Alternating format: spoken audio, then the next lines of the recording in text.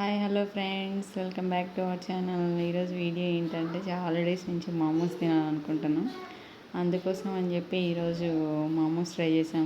ఇలాగా వీడియోలో చూపిస్తున్నట్టు మోమోస్లో పెట్టే స్టఫ్ని అయితే రెడీ చేసుకోవాలి. అలాగే ముందు మైదా పిండిని కూడా ఇలాగ కలిపి పక్కన ఉంచుకుని చిన్న చిన్న బాల్స్ లాగా చేసి పెట్టుకోవాలి.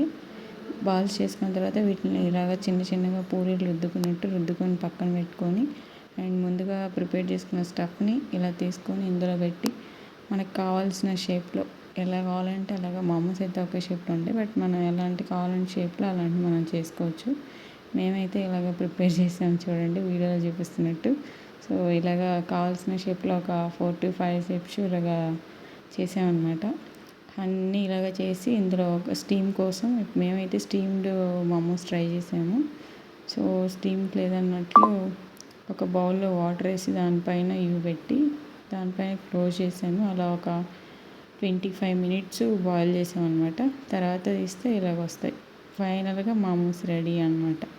సో దీనికి సాసు అండ్ మైనస్ 2 రెడీ చేసుకుని తిన్నాం. ఇది ఫ్రెండ్స్ ఈరోజు వీడియో చూపిస్తున్నాగా ఇలాగా మోమోస్ తయారు చేసాం. సో మన వీడియోస్ నచ్చితే లైక్ చేసి షేర్ చేసి మన ఛానల్ సబ్స్క్రైబ్ చేయండి ఫ్రెండ్స్.